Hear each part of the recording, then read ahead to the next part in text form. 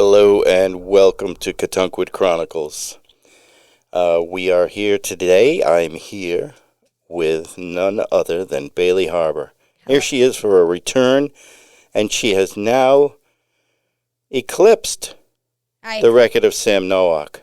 Oh, I've eclipsed it. Or perhaps you've tied. I think we've tied. But okay, I might have some competitive energy in me. I might have to come back again and again. I might have to win that award. Well, we're really pleased that you're here again this day. We do not have any Ashlyn Kamork. She is traveling, so she is not here this day. She's working her way around the world, I presume, because that's what she does. That's the kind of gal Ashlyn is. And we're really pleased that you're here to join in with us today. I did want to say that one of our listeners contacted us and indicated that they get excited when they hear the trumpet. Oh. And that trumpet noise, this one. And I thought that's good. You know, we made some progress here. So we're starting to condition them. I wonder if they're going to start drooling like Pablo's dogs, you know? Yeah, that's what we hope. Maybe we can get them to drool. Very unlikely on the drooling. But we were going to have a special artist guest today, and it's not working out. But that's okay. It's bright and sunny here in Katunkwit. Yeah, it's a busy time this time of year. Isn't it? Didn't you see the traffic? There was almost 3 people at the light, the single light that's in town there. It's like you actually have to wait. Were you at the Memorial Day event? No, actually, I was out of town this past weekend. Oh. And I actually almost got stuck in the town, upstate Vermont, because there was a Memorial Day parade, and I had to do so many loops around to get out of town. Were you in the Redwood Forest? I wish. My heart was there, but actually I had a friend who sent me pictures of the Redwoods today. No. Yeah, but nice. No, I was in Middlebury, Vermont. Oh, good town. Nice college soccer town. Oh, yeah. I was at the college graduation. It was one of the nicest college graduations I've ever been to. Was it somebody you care about? Yeah, it is someone I care about. Yep. They graduated, walked across the stage. I have to say, they were having basically a picnic. Some of the best food I've ever had at a graduation. Oh, so the university, the school or college put it out. Yeah, so I could eat delicious meal while listening to names I didn't really care about until it was time for the person I did care about, and it was great. Well, that's good. Another Katunkwitian that went across stage? Or is this a different? It's a summertime Katunkwitonian. Oh, well, yes. All Katunkwitonians, that's hard to say, are welcome across the stage whenever we can get them, whether there be summer only or not. Yes. And I guess there's some distinction. Yes. But they don't have the tattoo on the wrist. It's true. That's true. I do know quite a few people with some pride, some island pride. So were you able to make it to the ceremony? I did. I went, and it was small, and lots of very proud firefighting units and trucks. It was lovely. They were all clean and nice. Oh, nice. And there were a few veterans that were there marching. I don't like the gun thing. You know, when they shoot the guns? Yeah, I do. Because, we had the dogs with us, and my friends were visiting, and they had their dogs with us, and it just alters the day for the dogs. Oh. And I know, it's tribute to fallen soldiers, but maybe, it's just tough to say. Maybe it might be best to just put the guns away for those days. I have a question. How are your dogs during fireworks? My dog is deaf. He's 16 and a half. so that doesn't bother him at all. He might feel it through the floor. 16 and a half is so old. Yes. He's 112. That's amazing. Oh, yeah, it's so true. But is your old deaf dog affected by the guns? No, their dogs were. Oh, there. My dog is so old. He can't travel down to the. You were He can't walk to the corner. No. no. He walks about halfway to the corner now. Oh. Not when I say the corner of the street. Yeah, I know I did. Yes, I was. Yeah, so you get what you get out of him is pretty much get down the step. I built a ramp for him, so he has a little ramp, and he's a cool dog. And we didn't think we were gonna make it. He was gonna make it this far, and he's been doing great. So. Wow. His name is Clouseau. Clouseau. Clouseau, like the Inspector Clouseau. Oh, I love that. Yes. And now he's deaf now, but when he was younger, he would respond to pretend French. No way. Like you'd say, Clouseau, you're a very good boy. Avec fond, or throw in a few avecs, right? Okay, Avec fantastique, magnifique. And he would, he was funny. Bilingual dog. He doesn't say too much now at all. Oh. No, it's very silent.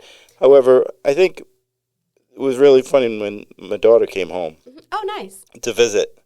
It was the first time I'd heard him bark in quite a long time, and he was so excited to see her. Wow. He bounced right up like a puppy.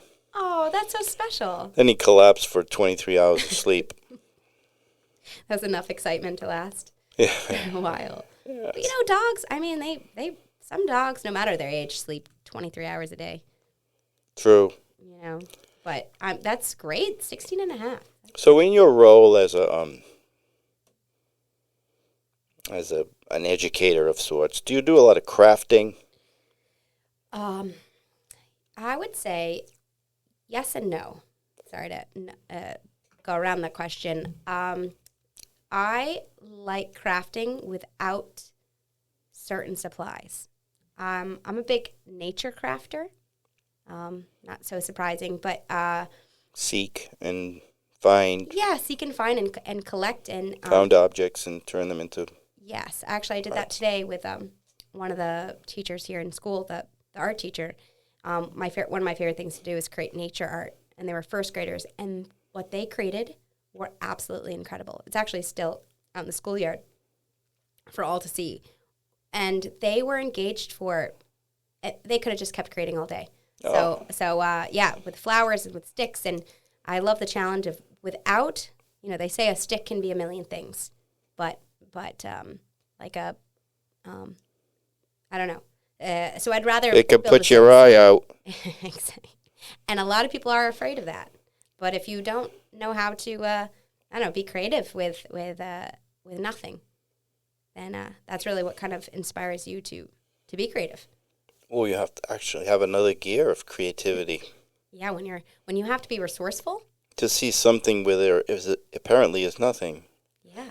And that's the best part of it. It Yeah, is. all of my work is, my sculpting work is all found objects that I weld together, or I'll do some, maybe not even modify it at all. It's just beautiful as it is. Yes. I found a piece of chain that had been, rusted, and it rusted in a manner that the stand and stone all around it had just morphed into this solid thing.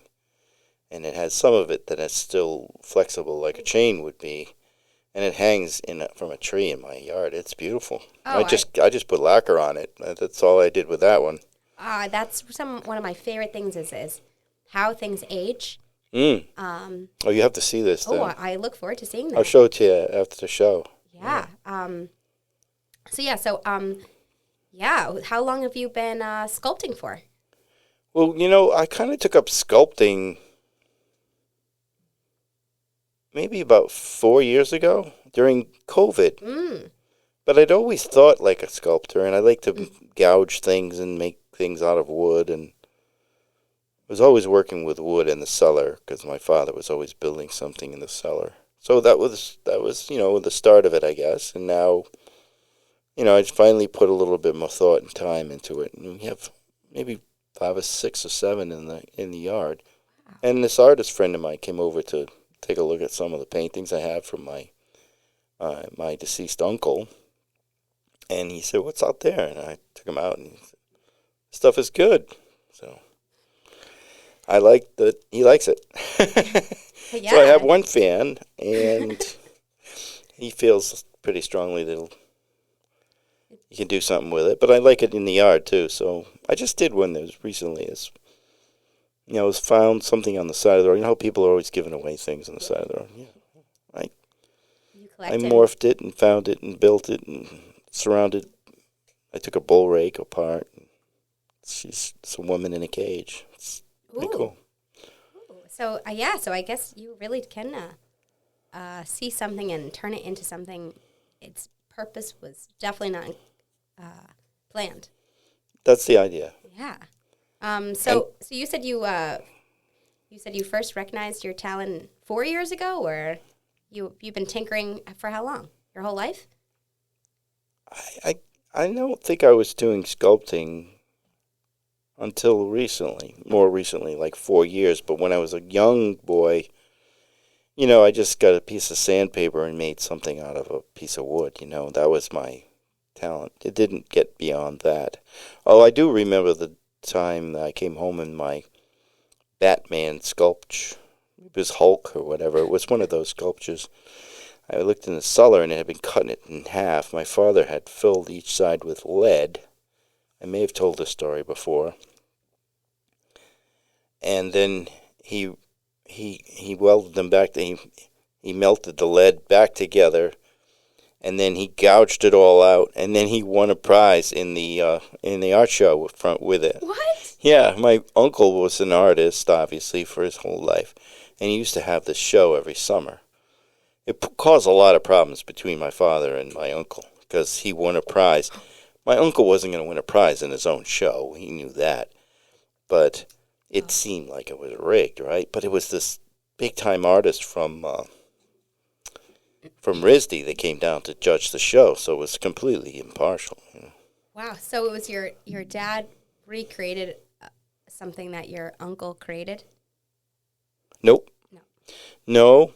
No, my uncle was a painter. Oh, he was a painter. Yeah. Oh. So okay. there was just a bit of jealousy involved, a little bit of misunderstanding, caused a bit of consternation, and my father melted it down and sold it for lead, whatever, like 5 cents a pound for it or something. Oh. It was a beautiful thing. It looked a little bit like the Hulk, but it was all gouged into. It was very 70s thing, 60s, 70s thing to do. So that would you consider your dad an artist? Or just that one time? No, he wasn't an artist, but he loved wood and he liked to work with wood. You know what he was? Yeah, he was an artist in a sense because he built toys for us. Oh. For the children in the family, but also more for the grandchildren, rocking horses and wagons and all kinds of things. It was really lovely. Wow. That was his best talent, was to build these toys. And he used a lot of things that you wouldn't have. He would go to a yard sale and find a little box of knobs, like hundreds of them, and then he turned them into something good. He was good like that. So yes, he was an artist, I guess, in his own way. So I guess art is all up to interpretation. Yeah, I mean, so would you say that your dad and your uncle were your biggest inspirations? Yeah, but there are more recent inspirations, like my friend Dan, who I think a lot of, and his talent is musically. You'll hear a little bit of his stuff today. It's our stuff together. So more people. There's people all around us, obviously, with lots of talent, and Jillian Barber's right down the street in Katunquit. There are some wonderful artists. I would say Shirley Bell's in Katunquit. I mean, we have some big time artists. We really Evelyn do. Rhodes.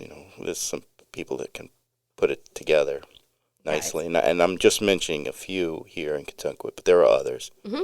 Yeah, I would say. I mean, So I'm inspired by all kinds of art. Casey, she's great, and she gets it done down there. and you mentioned Dan. Most of his family is all artists as well. Art and music, yeah. Art and music. Yeah, I mean, I guess. They're brilliant They're folks. brilliant. I do love that family. Yeah, they're nice family. So actually, surrounded by that, and that there's a great artist that lives in town that we've mentioned many times. Taylor Livingston, who's his brother's very well known. Oh yeah. So those folks, they're getting it done in the big stage. I'm just inspired by all of them, and what they provide us with is beauty, right? It is, yeah. Art is beauty. And understanding, too, the poets. Yeah. There's so many poets here, too, in this town, and more than ever. And they're providing this actually, another level of understanding. Inspired me, actually, to invite someone I know last year he published a poetry book. From town? Yeah. Yes, a Contunquetan. And Contunquetonian, you gotta get that right. I got that right. And actually, I created the art for his cover. Oh, so you're an artist? Yeah, I do some dabbling here and there. Do you use paint? What are you using? So for that one, it was a lino print, so a linoleum print. I have some of those linoleum blocks. I want to carve into them and make prints. Fun. Yeah, so I really just have always dabbled. I'm one to just like to experiment and see how it goes. And he asked me if I could do something for his cover, and I was. Was it Neil? No, actually, it's Ian Breyer. Oh yeah, Ian. Sure, yeah. I didn't know he was a poet. Yeah, that's great. I'd love to see him at the Rodeo Poets at some point. Yeah. Okay. So do you paint at all? No. I do. I do a little painting. Do you paint with a brush or a palette knife? What do you do? I paint with a brush. I play around with acrylic or watercolor. I've never dabbled with oil. I can't work with watercolor. I'm just not patient enough. And I'm messy, man. So I don't know if I really follow the rules. I kind of just, like I said, I'm not really a rule follower. So I just play. All right. Playing's good. Yeah, and sometimes it comes out well, and sometimes it doesn't. And it's nice because it doesn't have to be anything. Are you an only child? I'm not. No, I have an older brother who is actually even more creative than I am. I was wondering about that. I don't know why I don't know him. He is a chef and a ceramicist, actually. Oh, nice. Yeah, so his both areas of creativity, right? Yeah. Wonderful. Yeah, his pottery is. I feel very lucky because my whole kitchen is filled with his pottery. So it's such practical art, or how he makes it as a chef. He wants to make it part of the eating experience, and it really makes a difference. I drink my morning coffee in a beautiful mug and then I eat my food in bowls or plates that he made, and it makes the experience. That is wonderful. So Eva's wholesome. been doing that too. She's bringing home all this good stuff lately. Like she's making like a butter container. Oh yeah. Yeah, we're getting off the plastic because I think plastic's finding its way into my brain. Oh. Your brain, everybody's brain. Yeah. Are you a family that keeps butter out on the counter? We're not, but there's a new way to preserve your butter on the counter. Have you heard of this? It's the French butter. What's it called? A butter box or a butter container? Yeah. Whatever. I don't know what they call them. But yeah, I think that's what I thought. See, Ashlyn, if Ashlyn were here, she would know. Because she's going around the world. She's going around. She's seen a lot of butter boxes. Anyway, so they've created a system where, the French, where the base has a little groove, and in that groove is water. So this thing fits down into the water, so your bar of butter is sealed by the water. You got to tell your brother about it. Oh, that is interesting. Have you ever counted to 1,000? I have. How about sung 99 bottles of beer on the wall? So I have to say, I have one very specific memory, and it was... one? That's it. About that answer. So, 99 bottles of beer on the wall takes a long time. And I have never, maybe on bus rides, it fizzles out, with a whole group and you're singing. And it obviously, or for me, it has fizzled out until This was a handful of years ago when I was at the camp that I'm running, and I'm running this leadership group, and we are sailing from... Shouldn't be drinking with little kids. No. I've never participated in drinking 99 beers. I promise you that. But this group, I had 8 kids on a Hobie Cat, which is far more than should be on a Hobie Cat. But they all wanted to be together, and they had just swam from Fort Perry to Dutch Island, which is quite a feat. I made sure they had life jackets on because that's part of our rule. But they swam all the way there, which was quite a feat. And then on the way back, that's why there's so many of us on this boat, they sang the entire 99 bottles of beer on the wall from Dutch Island to Fort Perry. And the last 20...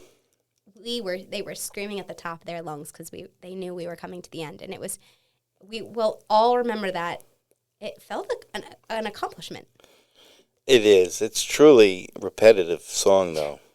It's the most repetitive song there is. It is really like that song. That song, like, how does it go? You hope the song never ends, or like this song never ends. Oh no! Yeah. Don't start. It'll go in my head, and then I'll have to sing it. Luckily, I'm terrible at remembering lyrics. So let's get 11 people together. Oh, 11? And then we'll all have a cup. Oh. And you pass the bottle around, and then 99 bottles of beer. And then you have to do it all while you're singing it. It's all got to be drunk while you're singing it. Whoa. Maybe we'll go with 33 people. So I'm just thinking of something divisible by 3 here with 99. 33 people. 33 people pass a bottle of beer around. Well, we get to five people and the beer's gone. Then it starts there. Okay, so the next 99. One. Oh, wow. So you drink 99 beers. Between 33 people? Yeah, that's very everybody doable. Drinks 3 beers. That's doable. That's right. If it's the wrong kind of beer, though, some of the beer now is very strong. Oh, unfortunately, I have a few stories about that, too. But I actually am now gluten-free. And it was beer that I think really, I have to say, some of those beers were not making me feel so good. Oh, they tasted good, but I was like, I don't know. I think something's up with me. You know how when you're young, you think, like, well, when I was young, in my 20s, yeah. I was in Europe. I was in England, actually, nice. Traveling around watching soccer games with a friend. And we came to his parents' town and stayed at his sister's. And they had this beer, and it was, like, really tasty. And, typically I could drink maybe at that time 4 beers. Now, I don't think that that's a good thing to do now. I don't think drinking any is any good anymore. But drinking 1's probably enough. 2 max. Yeah. 4, no, not anymore. But then it was typically pretty regular. But this was the slam bam stuff, 12%. Oh, boy. Oh, my goodness. Well, that's all I have to say about that.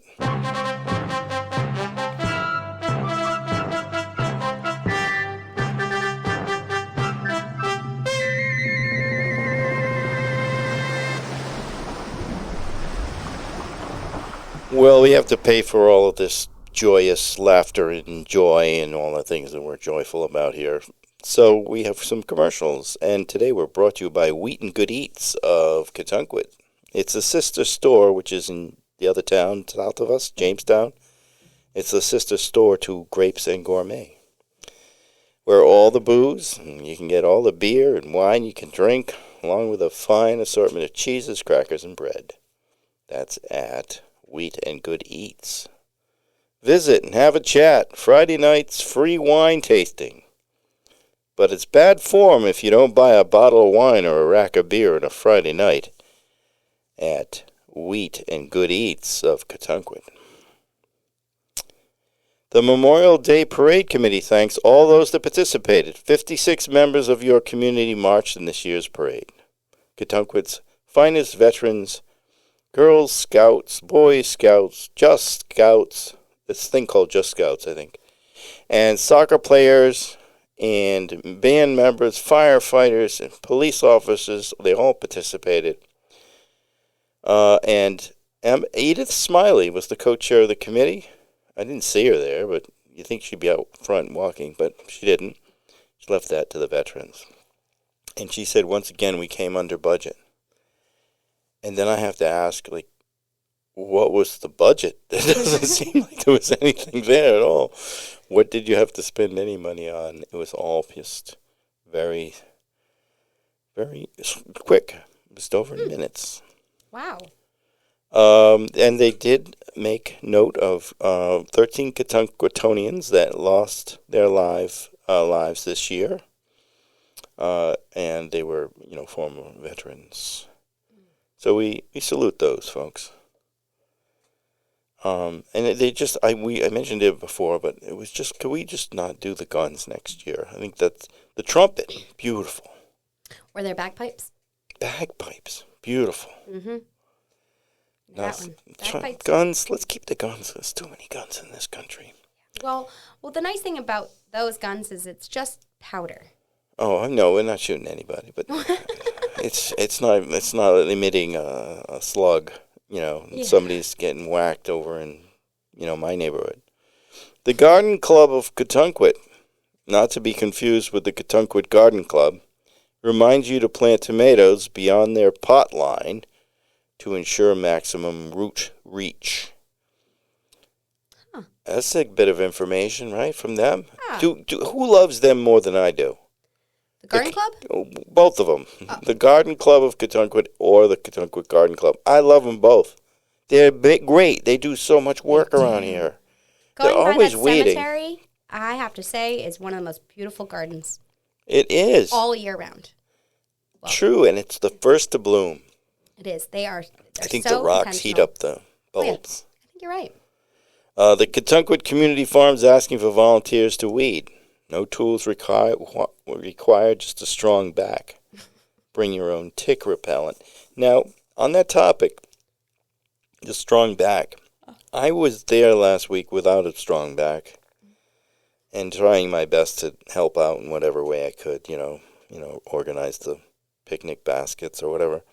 And there were lots of people there, but they weren't really young. You got to get more young folks, your age up there.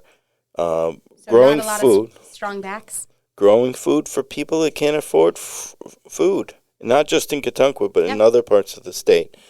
And that could be something that you'd enjoy. I think you and folks in your age range, which is, you have to, at some point, you have to start saying, and I know you have, but I'm talking to the rest of the world out there. Get out there and volunteer and help another person or persons that need help. I mean, there's no, we don't have to judge them for why they can't get the shit together. They just can't, and we need to help. And it helps you as much as it helps them or more. Yeah. So that was the ding. That's the ding. James Allen's quahog classes. That's me. Available for your summer fun. Learn how to catch quahogs, clams, and even if you're out in Boise, Idaho, and you don't know what a quahog is, those are like hard-shell clams. Mm-hmm. And steamers are clams with necks, and they look like a gooey duck, but they're a lot smaller. Aren't they soft-shell clams? They're soft-shell clams. And even the occasional oyster by one of Narragansett Bay's finest former clam fishermen, James Allen. That's me.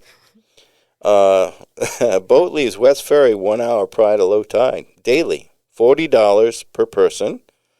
Boat holds 10 individuals. James guarantees you'll catch enough clams or quahogs to offset the cost of the experience. Bring your own sunscreen. Check your low tide schedule at NewportRhode-IslandHarbor.com. Or is it org? I don't know.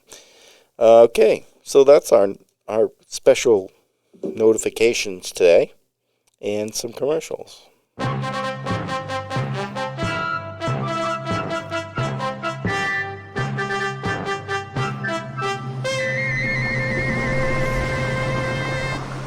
was a rush of waves and bubbles all together. I have a poem that was inspired by last week's parting moments here. We visited with Sam Nowak, who went off to to spend some time atop a mountain. Not some time, till October. That's That's quite a bit of time. that's a commitment right there. Yeah, he's a committed guy. So I thought I'd read this poem that I wrote. And I'm getting this ding, and I'm wishing I had this ding. And what I'm going to have to do is, we need the phone today because we have a special thing I want to share with you later. So I'll leave it on. It's entitled Atop a Mountain in a City of Trees. I live in a forest, a city of trees, where my only friends are birds, ravens, distinguishable by their calls. Nothing like the caw, caw, caw of a crow. I bed down where soil smells of moss and lichen, where, just over the rise, lovers come to test tents, challenge their love, survive for a few hours in wild woods, sleep in proximity to juvenile black bears, which return most nights to forage for scraps, Cheetos and Cheez-Its, stone ground corn chips, pizza box grease, used tea bags, bones of something indistinguishable. Sometimes bears hit a mother load like black bear dessert, a bag of foraged wild blueberries, plastic baggie and all, picked while lovers hiked 4,000 feet. Cold lovers arrive above tree line, often unaware of thin air, of a lack of warm sun. Then they experience a cold realization of loss of signal as nervous thumbs mimic motion in air. Empty hands become catawampus. Yet they reach and feel a partner's soft touch and hold hands, enlightened, further bonded by a reliance on innate communal wit, on primal points of core connection, of unnavigated brain trails leading them to recognition of an order of needs. Maybe first, their thirst. Yeah, their Yeti water bottle empty. And they move on, observing and listening, to then suddenly find a cold mountain spring, to experience its flowing myriad of mind-altering minerals, drawn from granite crevices deep within ancient mountains. Below springs and minerals and discovery and satiated thirst, lovers bathe in a mountain stream. Naked, cold, body bold, skin taut, new. If lovers make it to a second morning, chipmunk chatter awakens, calls them to a single glowing coal, a solo pea-sized ember, and they clutch it together in a sooty leaf-laden hands, feed it dried forest flotsam.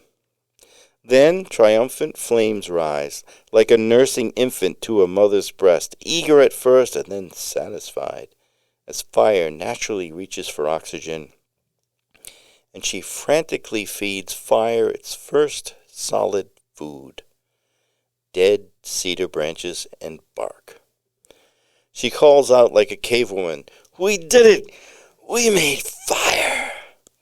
She beats her chest hollow and smiles at her, and he smiles at her and nods, places a coffee pot near the fire, and rolls her hand over to check her lifelines. She kisses him with cracked, sooty lips. Lovers unzip their tent, slip inside, and forage for love. Wow. Wow, that's so beautiful. Ah, isn't it? Yeah. It's a transformation poem. People to transform when they find nature. I mean, you're speaking to the choir that is my work, is to bring people out in nature as much as possible. Well, you are responsible for that. And then the other part there where they're foraging for love, Yeah. that happens, right? Yeah, I mean, I have to say and you know, the power of fire too, of gathering around fire, especially after physically True. demanding day. It's so it's so primal. That's exactly what I think. I think there's the word primal in this poem too. Yeah, so yes. I think it hits all of us humans in a similar way. I mean, I think fire speaks. I mean, I think nature speaks. It's funny, when I was in hiking in Vermont. Luckily, we went on a hike. When you said moss and lichen, it's just thinking about moss. Just it does something for me. It makes me feel cozy, and you can smell it. It's a different level of soft. Yeah, it is. So, You know why? Because it puts you close to the soil without actually getting yourself a mess. True. You know what I'm going to do is I'm going to use this phone right now. I'm going to try to use technology effectively here. And I wrote a song and then performed it and recorded it with a close friend, Dan, we mentioned earlier. And Dan's daughters assisted on this one. I was watching the movie The Last Picture Show. It was Peter Bogdanovich. He's passed away recently, but it was Peter Bogdanovich's, one of his great movies. Takes place in Texas, small town. And it's a beautiful movie. It inspired me to write this song and then to perform it. So I will pull it up. By the way, I also babysat both those girls too. Well, that's why they're so wonderful. Well, they are extraordinary, actually. Aren't they? Yeah. Yeah, they really are. They're very talented, smart, caring people, care about other people. So I'm going to take the mic away from my mouth and put it next to the machine that makes the music. And this is entitled, A Battered Town Will Blind You. I'm stuck in this Texas small town. Love of life's been broken and beaten down. Lovers desperate, married and 45. Loving her, unlucky to be alive. Loving JC's beauty, birth, the love of die. Cursed us, troubled me, left us cry. Her love comes in like a lamb and out just like a lion. In this hollow town, there's a lot of time. A sad town buries its dead each and every day. Can't hold on to his soul as it slips away. 'Cause you're only as good as the character of the person inside you.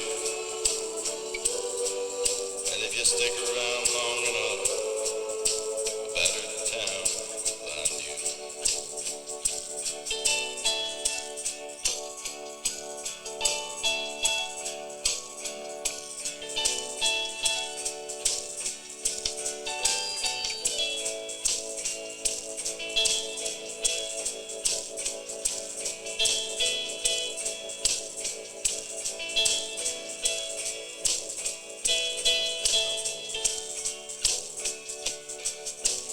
Life used me at every toss and every turn. Walked on me, beaten me, left me scarred and burned. But your eyes of sorrow hold my boyish hand. Your love rescued me from this tumbleweed land. Shuttered doors and windblown streets, motel room number 9 and dirty sheets. He left with JC proud, his hair shone in the light. All she said is,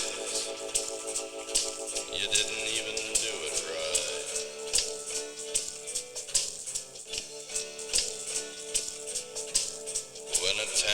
soul is shutting down. Lights are fading and the rushing wind is the only sound. And the future's memories get jumbled in the town's great glow. And you realize you've just seen the last picture show. Sad town buries its dead each and every day. Can't hold on to its soul as it slips away. 'Cause you're only as good as the character of the person inside you. And if you stick around long enough, a battered town will find you.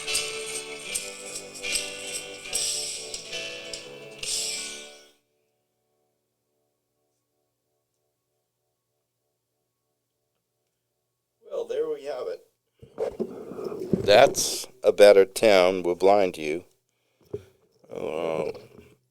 My friend Dan and his daughters accompanying. And that's my song that I wrote. And all the music was done by Dan, of course, because he's the best at that. As always, I am blown away. I am always so impressed with your songs. Well, you might not be impressed by the next one that I'm going to do. Oh, boy. So we'll see about that. So I'm going to write. I'm do the song that I just.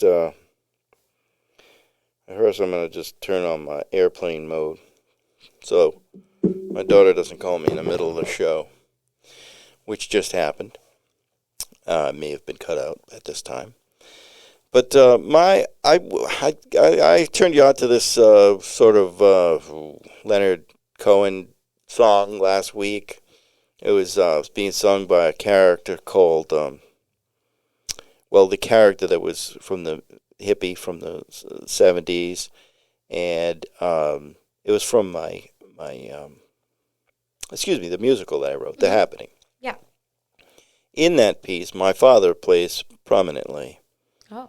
My uncle plays the principal character, and my dad, he's subordinate character, but important. And this says a lot about my father,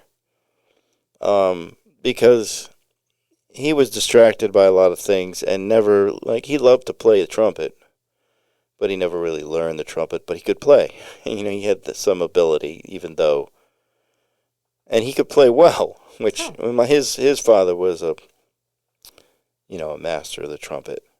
Wow, and all really? of the horns. Whoa. Oh, yeah. But it wasn't. My father wasn't necessarily encouraged to play trumpet, but he did have a trumpet, and he played it regularly. And there's a scene where there's a party, and there's a band, and my father's admiring the musical instruments, and the drummer convinces him.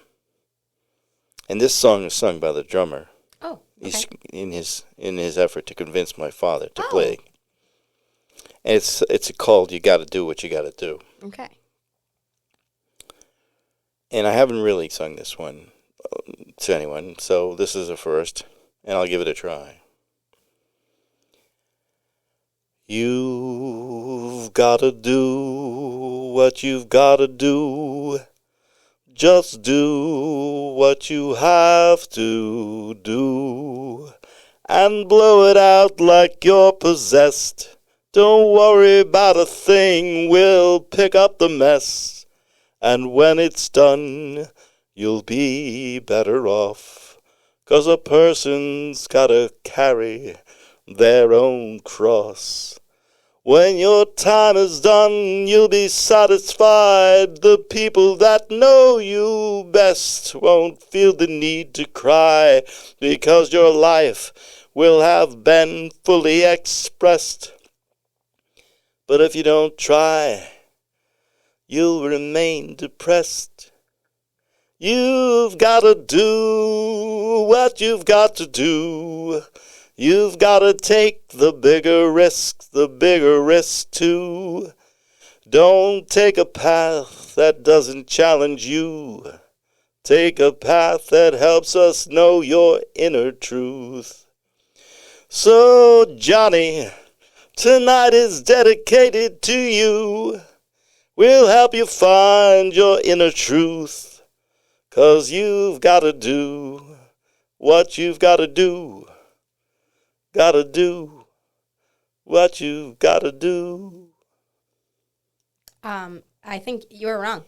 I loved it. I am thoroughly impressed and inspired.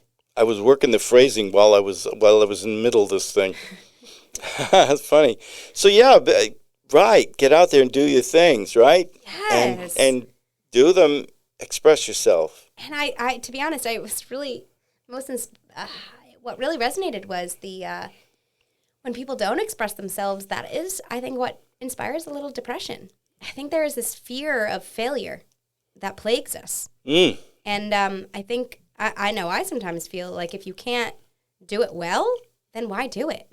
You know, Well, you could just do it, though. Nevertheless, yeah, even if you don't do it exactly. well. Well, and I think it's so beautiful, especially in the context of this song, is another musician is inspiring someone to try. You're not like holding them being like, oh, you're not the next, Tony Bennett, or you're not the next, it doesn't matter, express yourself musically. That's what we care about as musicians. You don't have to be the best.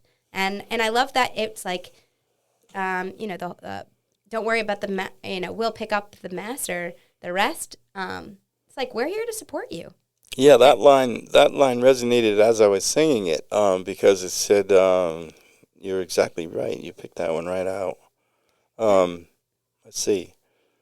You can take the bigger risks too. Don't take a path that doesn't challenge you. Yeah. Take a path that helps us know your inner truth. So, Johnny, tonight's dedicated to you.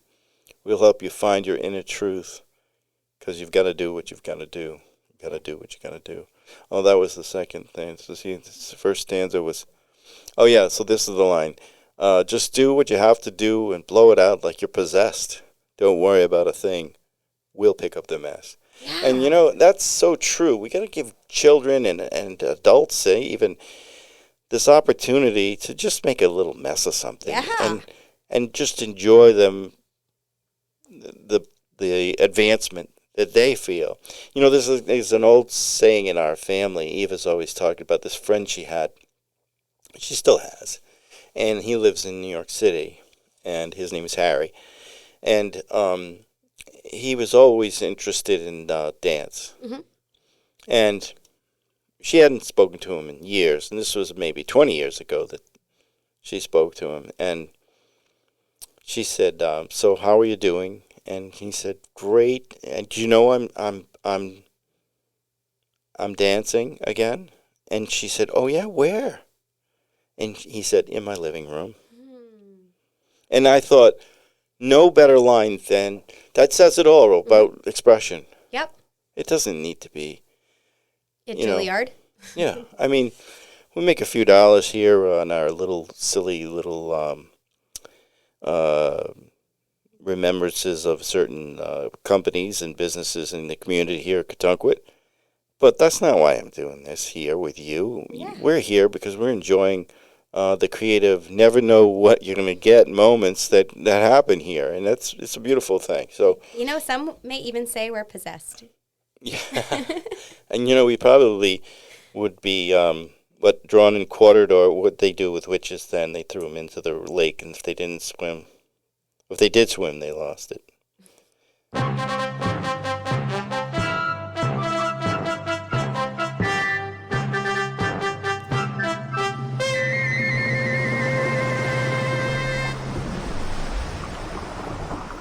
So we're at that part of the show where we talk about bullshit. Is it bullshit or not? And I have one for you right away, if you like. During World War II, the Nazis were attempting to create a super race and utilized crude forms of genetic engineering through selective breeding methods. And Annie Fried Lingstad of ABBA, the famous band ABBA, mm-hmm. That? ABBA. It's the most famous Lebensborn child. She was shunned in Norway for her origins, and she was among 8,000 children that were born in this manner. And the way it worked was they selected a woman, and they found a moment near her, whatever, when she was fertile. I don't know how to say it otherwise.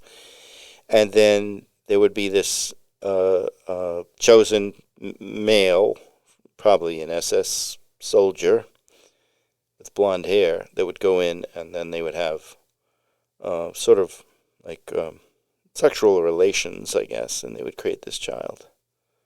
This is, So were they all? Is it bullshit or not?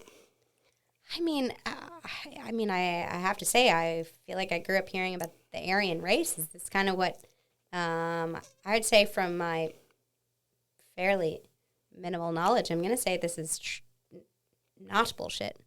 This is not bullshit. This is true, and I learned this while attending with Eva on Saturday. We went to the World War II International World War II Museum. It's in Wakefield. Yes, down the street from my house. I have to say, it's the bomb diggity, and I don't want to use the word bomb, but you're right. It's BALM diggity. I haven't gone in yet. I've heard really good things. They've covered up those beautiful windows, so I haven't gone in because I loved those windows when they were. Well, go in. You will be astounded, and you get it's just part of the $10 fee. You get a guide that guides you around. Wow. It tells you everything, including that bit of information about Annie Fried Lingstad of ABBA. Well, so I actually have that reminds me of a bullshit or not, also to do with Rocket. Well, World War II. So Fort Perry, in its name, it was a fort during World War II. Yes. And actually was, also, is this bullshit or not? So it was a re-education camp for Nazis.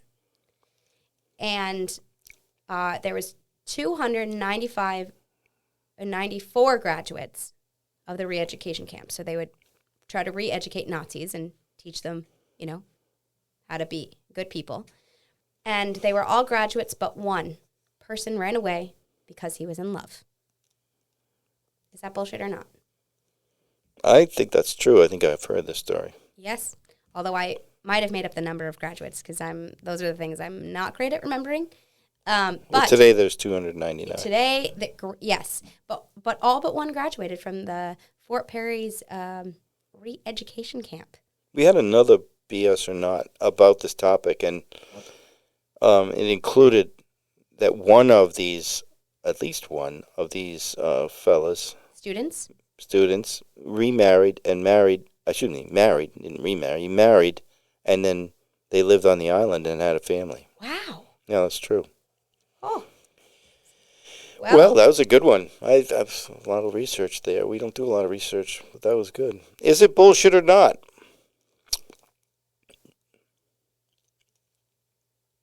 Wait a minute. Where's the rest of it? Is it bullshit or not? Peter the Great, better known as Peter the First, better known as Peter the Great, was the Tsar of Russia from 1682, and the first emperor of all Russia from 1721 until his death in 1725. He reigned jointly with his half-brother Ivan the Fifth. Is that true, or is that not true? Peter the Great. Yeah. That is the not Russian name. No, I guess I'd never even thought. Yeah, I guess Ivan sounds Russian, but Peter the Great. But I mean, I'm not debating that one. I'm wondering. I'm gonna say false just for the heck of it. No, that's true. Oh shoot. It's true. Peter the Great. I've always thought that Peter the Great was a dude from, like, somewhere in. I thought like German. Yeah. Or perhaps English, Well, what if this was it? No, I don't even know when it was Prussia. Well, there's Prussia. Yeah, there was Prussia. There's Prussia at that time. Yeah, they dropped a P. Oh, so was it Prussia in 1721, or was it just Russia? No, it's Russia. Okay. Prussia is more part of Germany. Oh, okay. Yes. The Prussian soldiers, Prussia. All right, so you learn a little something here once in a while when you are engaged with us here.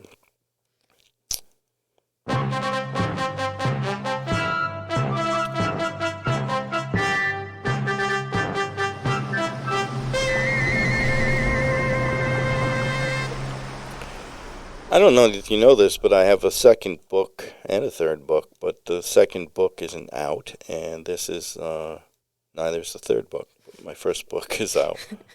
Anyway, the first book had a lot of success, and this one I'm hopeful for. It's called Where the Road Isn't. Oh. So what you might think what that might mean. But in the first little bit, so I'm going to read the first chapter. I'm not reading the whole book. Just the first chapter or maybe part of it. And then you see, I would get a feel for what you think of it. So are you ready to do this? I'm totally ready. Are you looking at pictures on TikTok? Nope. Okay. I was actually reading the notes of your story. All right. I'm a visual learner. So this book takes place in Rhode Island and in Warren, Rhode Island, which a lot of places in Warren resonate with me. Yeah, it's a beautiful town. I know the cure for everything, salt water, in one form or another, sweat, tears, or the sea. And that was said by Isaac Denison. I did not write that. Chapter 1, Mason's Hardware. I should say that I am embarking on a huge project, reading this dramatically at the University of Rhode Island through the Launch Lab. And we are going to, record it. So I should cough before I start. I'm not going to do it in one session, but I'm going to do big parts of it. So tonight is my little practice here with you all and you get a little preview. Chapter 1, Mason's Hardware. Thief, liar, psycho. If a person is called something so much, they sometimes attach themselves to the lies that are hurled at them. I'm leaving this town. Scanning the aisles of Mason's Hardware with a checklist in one hand and a flashlight in the other, I'm shopping for essentials. This old wooden building has 3 floors of all the stuff I need. I've shopped here forever. I know the place by heart, but tonight, in the dark, lit by a flashlight, seems to be an unfamiliar place, sharp and dangerous. My flashlight's beam casts harsh shadows across racks of bolts and screws and washers and spools of rope, wire, and chain as I carefully navigate the aisles. I'm here after closing because, let's face it, Mr. Mason would be suspicious if I came in here during the regular business hours with a wad of cash and bought all this survival gear. Everyone, including Mr. Mason, knows that I went to school with a spear gun and was expelled from school for the year. I wasn't going to kill Vinnie Vile, just scare him enough to force him into the dumpster like he did to me. I know what I did was wrong. It scared a lot of people. People don't know what he has done to me. I pick up a spool of fishing line, a couple packs of fish hooks, and an assortment of lead sinkers. I'm keeping a running tally of the cost of this stuff as I drop them into my backpack and crab walk through the narrow aisles, stuffing things into my backpack hurriedly. I grab 100 feet of braided nylon rope, a professional first aid box, and a fire starting kit containing flint and a steel fire striker. Another flashlight and 3 sets of D batteries find their way to the bottom of the pack. What else? What else? I whisper impatiently, shining the light on my list as I head toward aisle 7. Smack! I'm struck hard in the center of my back, thrusting my body forward violently. I blurt out instantly in an almost sort of cough, sort of puke, direct from my abdomen. Mr. Mason! I choke on the words. But it's not Mr. Mason. It's much worse. What's up, Peckerhead? Vile's face looks like a grimacing, rotten jack-o'-lantern in twisty, shadowy light. He grabs me roughly by the back of the neck and shoves me towards the wooden stairs. He's very strong.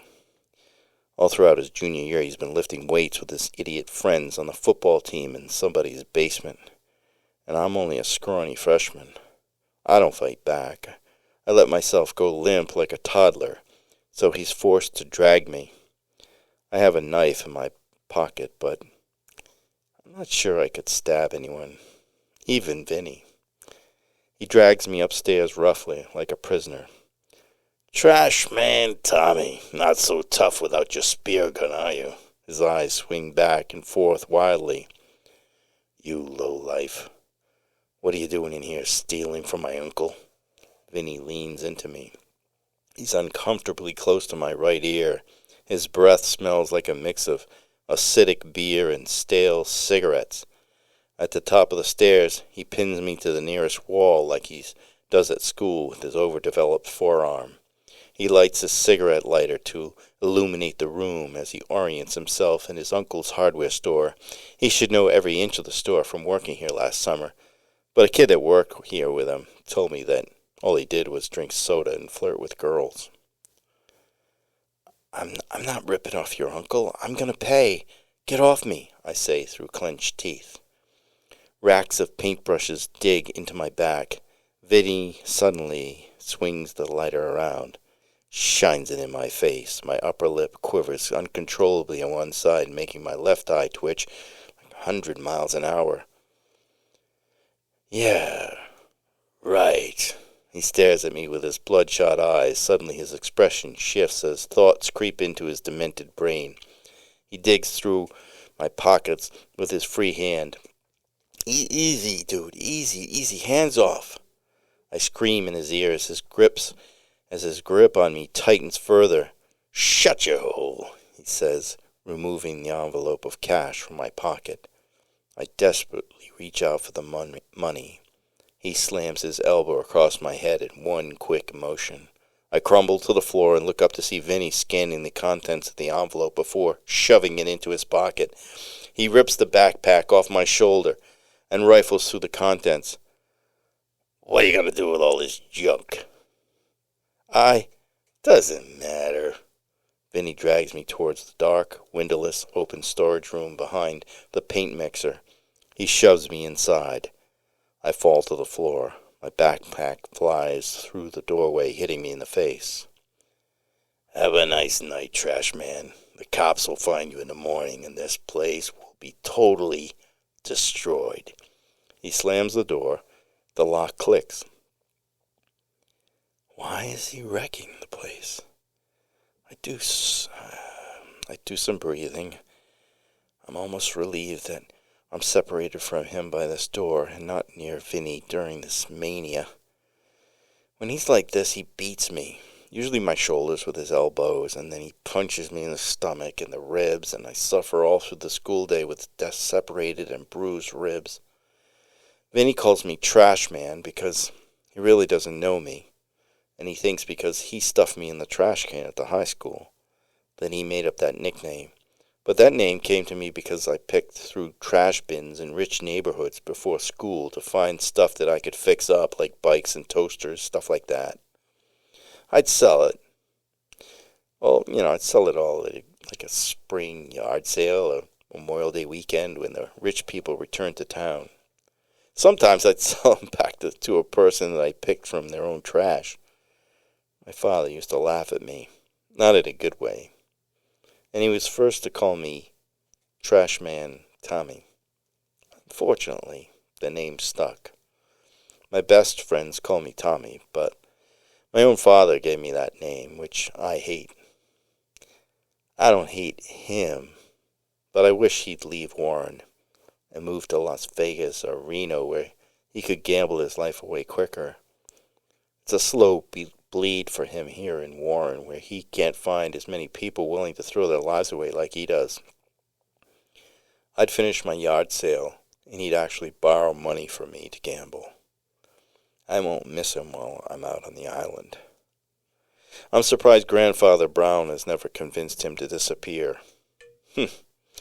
Darkness swallows me. Grandfather words come to me again. Do the breathing. Palm over your heart, in through the nose, out through the mouth. I recall the day that he told me about slowing your breathing when we were stuck on the other side of the channel in Ninigret Pond while we were clamming. I lost the boat that day because I didn't tie off the anchor, and the boat floated away. Grandfather Brown told a calming story that slowed my breathing, stopped my panic attack. My hand is over my heart now, and I'm slowing everything down because it looks like I'm in for a long night. Sounds of breaking glass, shelves being toppled, and cans rattling across the floor punch holes in the dark silence as I contemplate what to do. Why is he wrecking the place? So close. I press my ear to solid wooden panels of the locked door, so close to freedom. I never saw him stalking me. I usually can feel him around me just before he jumps, but not this time. I've been avoiding people, my family, my friends, everyone, trying to stay low, but he finds me anyway. I'm always running. I smell a mixture of cleaning fluid, motor oil, stinky flammable liquids through the crack in the door. Let me out of here! I smack the inside of the door hard with my fist. Vinny has a fetish for locking me in cramped, dark spaces. There was the time that he locked me in the cafeteria dumpster at the school, and the time he stuffed me into a football team locker with old smelly equipment and dirty jockstraps. Vinny! This is crazy! I say, screaming over the noise of falling hardware. And after a few minutes, the noise stops. I hear him panting and out of breath. The sound of footsteps sloshing and sliding sloppily through the sludge of chemicals dumped on the floor filters through the door. Trash man, you totaled this place. His husky voice is close and sinister, as if he's leaning against the door. I hear the ch-ch-ch sound of a cigarette lighter. Almost instantly, cigarette smoke wanders through the crack in the door. Stop. Vinny, put out that cigarette.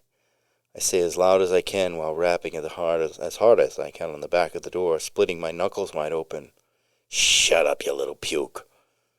I'll put you out. After a long pause, while he takes a drag of his cigarette, I hear him running, and then a loud thud. Oh, no. The vibration of Vinny's body hitting the floor sends a shock wave through the old oak floorboards, and then it's silent. Vinny! Vinny! The smell of burning plastic and chemicals creeps through the crack at the base of the door, and again I call for calm. But this time I can't summon my grandfather for help. Slamming my entire body into the door again and again, I can feel my shoulder bruising with each blow. The old door jamb buckles and bends with the pounding. Smoke gets thicker. I'm coughing violently, but I still throw my body at the door, hitting it full force. It finally busts open. A flash of blazing white heat blinds me momentarily. When my vision clears, I see the far wall and the nearest aisle are engulfed in flames. Vinny's unconscious with a huge lump on his forehead. His clothes are burning. Oh, no. I look for a fire extinguisher, water, anything. I grab some rags and extinguish the fire in his legs. Orange-blue flames crawl across the ceiling as waves of oppressive heat blast over us. Soon, this whole place is going to be an inferno. I try lifting him, but there's no way. He's 200 pounds of dead weight. I grab Vinny beneath his armpits and drag him away from the fire to the front window.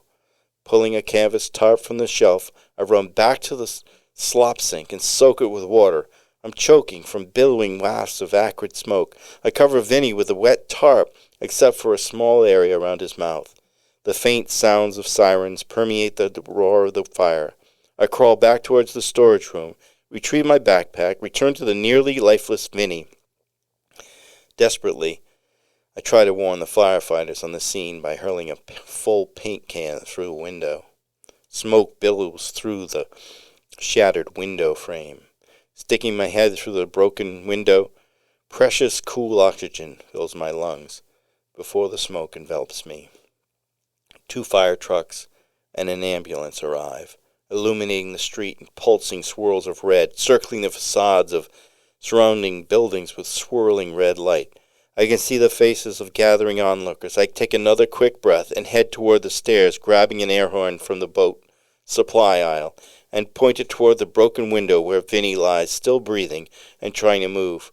With my thumb on the trigger, I take one last look at him moaning, semi-consciously, under the white tarp. Why? Why, Vinny? Tears from the smoke blur my vision. Screw it. I remember the Morse code Grandfather taught me. Blasting the corn for 3 short blasts, then 3 long blasts, then 3 short blasts. SOS for help. Send the signal. Second time. Vinny twitches and moves painfully on his side, instinctively, seeking the oxygen. I drop the air horn and move toward the stairs. Boom! A blast sends me like backwards, and I'm cut off from the stairwell by a wall of flames. I slap the fire in the cuffs of my pants and crab walk away from the inferno, spotting a window next to the wall of tools. I struggle to open it as the mushroom clouds of smoke move across the room. No, it's painted shut. Grabbing a small hatchet off the wall, I break the glass. Fresh air runs in, feeding the fire. I spin the back of the hatchet around the frame until it's clear of glass, and toss the hatchet and the backpack out the window. Looking down, I spot another area of soft grass, free of broken glass on the side of the building. I step through the window and drop hard to the ground. I lay there in the wet grass for a few seconds, choking and coughing as pure air fills my lungs. I can hear the personnel.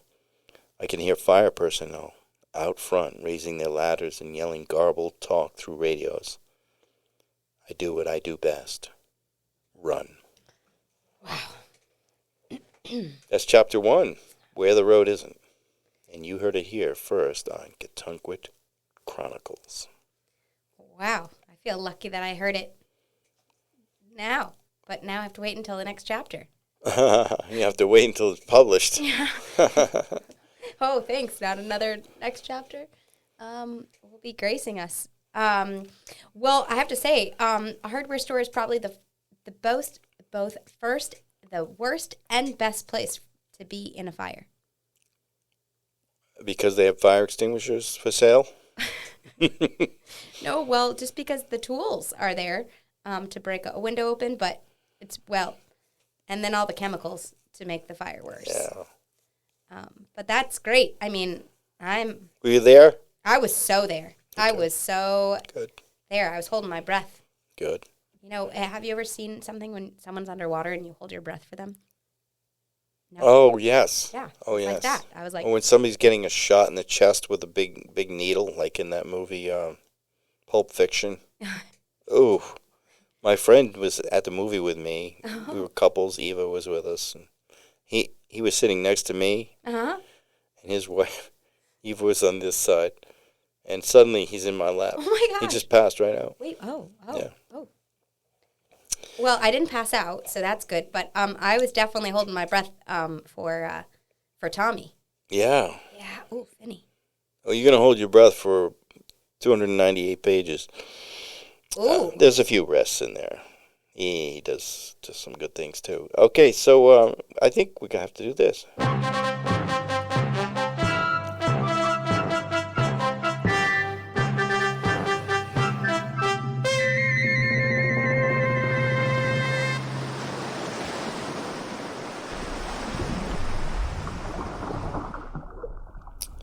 Well, I'm going to have to say goodbye. See ya. See ya. See ya.